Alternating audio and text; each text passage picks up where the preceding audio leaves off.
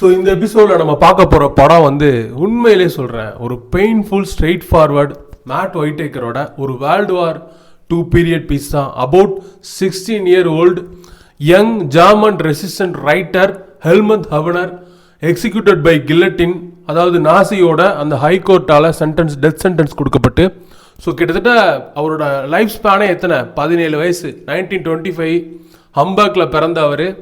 So பெர்லினில் 1942 அவருக்கு death execute by guillotine அப்படின்னு சொல்லலாம். ஸோ ஒருத்தன் 16 வயசில் லாயல்ட்டி டு ஹிஸ் கண்ட்ரியா இல்லை லாயல்ட்டி எது உண்மை, அந்த ட்ரூத், அந்த உண்மை பக்கம் நிற்கிறதா அப்படின்னு ஒரு டிசிஷன் எடுக்கிறான் பாருங்க.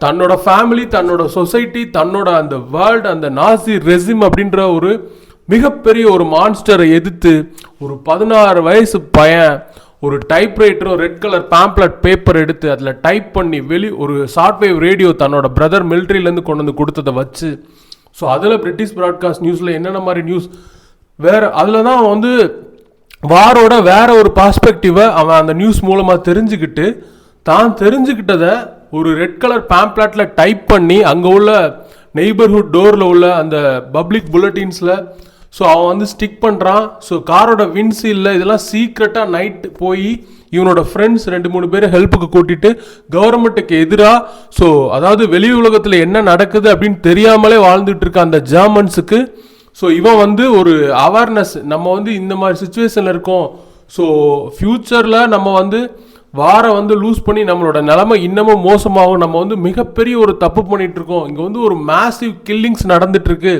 ஜூஸ் எல்லாருமே குரூயலாக அவங்கெல்லாம் வந்து சாகுறாங்க, ஒரு மிகப்பெரிய கொடுமை நம்ம ஜெர்மன் செஞ்சிட்ருக்கு அப்படின்னு ஹிட்லருக்கு எதிராக தன்னோட ப்ரொபகண்டாவை வேற லெவலில் கொண்டு போய் சேர்க்க ஆரம்பிக்கிறான். ஸோ தன்னோட நண்பன் ஒரு ஜூவாக இருந்தும் சர்ச்சில் வந்து ஃபார்பிடன் டு என்டர் ஜூஸ் அப்படின்ற ஒரு ஸ்டிக் பில் பண்ணுறாங்க. ஸோ அதை பார்த்துட்டு அவன் நிற்கக்கூடிய ஒவ்வொரு சீனுமே சரி, கிளைமேக்ஸில் அந்த கில்லட்டினில் அவனை எக்ஸிக்யூட் பண்ணும்போது அந்த ஒரு ஃபேஸ் ரியாக்ஷனாக இருக்கட்டும், ஸோ வேற லெவல் ஃபில்ம் மேக்கிங், அதாவது ஒரு பீரியட் ட்ராமாவை இவ்வளோ அழகாக ப்ரெசென்ட் பண்ணியிருக்காங்க.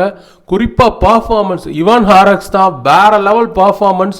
அவர் கோர்ட்டில் பேசக்கூடிய ஒரு சீனாக இருக்கட்டும், குறிப்பாக வந்து அந்த ஜெர்மன் அந்த சீக்ரெட் ஆஃபீஸர் வந்து அவர் விசாரிக்கும் போது, எதுக்குடா இதெல்லாம் பண்ணுற, உனக்கு தேவையா, நீ பாட்டுக்கு பீஸ்ஃபுல்லாக வாழலாம்ல அப்படின்னு கேட்கும்போது, தே டுக் மை ஃப்ரெண்ட் அப்படின்னு சொல்லிட்டு தன்னோட நண்பனுக்காக அப்படின்னு ஒருத்தன் செய்கிறான்ல, வேற லெவல்.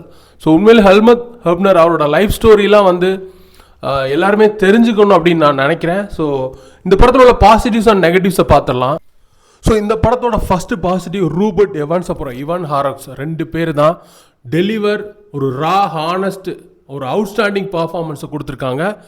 ஸோ குறிப்பாக ரூபர்ட் எவன்ஸ் வந்து ஒரு நாசி அந்த ரெசிம் அதில் உள்ள ஒரு ஹை கமாண்டிங் ஆஃபீஸரில், ஸோ அவர் இன்ட்ராக்ட் பண்ணக்கூடிய ஒவ்வொரு சீனுமே சரி, ஆப்போசிட்டில் இருக்கக்கூடிய ஒரு ஜெர்மன் அப்படின்னு தெரிஞ்சவொன்னே அந்த ஜெர்மன் பாசத்தை அவர் காட்டுற மாதிரி, அதாவது வெளியில் காட்ட மாட்டார், பட் அவர் எமோஷனலாக உள்ளுக்குள்ள ஒவ்வொரு சீனுமே வந்து அந்த எமோஷனல் வெயிட்டை கேரி பண்ணி தான் டயலாக்கே டெலிவரி பண்ணியிருப்பார். அது படம் பார்க்கும்போது உங்களுக்கே ஃபீல் ஆகும். குறிப்பாக இவர் வெளியில் வந்தவொடனே இன்னொரு ஆஃபீஸர் வந்து போய் உள்ள டார்ச்சரிங்க்குனே ஒரு ஆஃபீஸர் இருப்பான், அவன் போய் டார்ச்சர் பண்ண போவான். ஸோ இவர் சொல்லுவார், போகாத வெளியிலே இரு அப்படின்னு சொல்லி வான் பண்ணிட்டு போவார். கிளைமேக்ஸில் இவன் ஹாரக்ஸ் அவர் வந்து கோர்ட்டில் பேசக்கூடிய வசனங்கள், அதாவது நீங்கள் ஜெர்மன் வந்து வார லூஸ் பண்ணும், நீ என்ன சொன்னாலும் இதான் நடக்க போகுது அப்படின்னு கோர்ட்டில் ஜட்ஜே எதிர்த்து அவர் பேசக்கூடிய ஒரு சீன்ஸாக இருக்கட்டும். ஃபஸ்ட்டு சீனில் ஒரு பிரிட்ஜு மேலேருந்து ஜம்ப் பண்ணி அந்த ரிவரில் குதிக்கக்கூடிய ஒரு சீனில் அங்கே ஓப்பன் ஆகிற ஸ்க்ரீன் பிளே கிளைமேக்ஸில் அந்த எக்ஸிக்யூஷன் வரைக்கும் போகும். இதில் நான் ஸ்பாய்லர் கிடையாது, இது வந்து ஒரு ட்ரூ ஸ்டோரி தான், அதனால் நான் ஸ்பாய்லர் பண்ணுறேன்னு யாரும் நினச்சிக்க வேணாம்.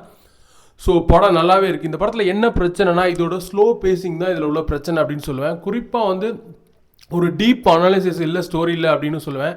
ஹிஸ்டாரிக்கலான விஷயங்களை சொல்லும்போது வந்து இன்னும் கொஞ்சம் டீப்பாக சொல்லியிருக்கணும், அதை சொல்லலை. ஜஸ்ட் இவர் ஒரு ரெசிஸ்டன்ஸ் அப்படின்னு காட்டுறதுக்காக டைப்ரைட்டர் பேம்ப்ளெட்ஸ் இதை மட்டும் யூஸ் பண்ணி சில விஷயங்கள் செஞ்சார் அப்படின்னு மேலோட்டமாக சொன்னது தான் இந்த ஸ்டோரியோட பிரச்சனை. அதை செகண்ட் ஆக்டில் வந்து ரொம்பவே ஒரு ஸ்லோ பேஸில் தான் ஸ்டோரி போகுது, அந்த ஃபேஸிங் இஷ்யூஸ் தான் இருக்குது. அது மட்டும் இல்லாமல் அதை கொஞ்சம் ட்ரிம் பண்ணியிருக்கலாமா அப்படின்ற மாதிரியும் ஒரு ஃபீல் வரதான் செய்யுது.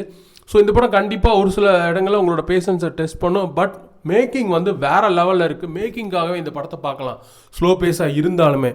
ஸோ ஒரு ஒர்த் வாட்சான மூவி தான். ஸோ தேங்க்ஸ் ஃபார் வாட்சிங். சப்ஸ்கிரைப் அவர் சேனல் மறந்துடாதீங்க.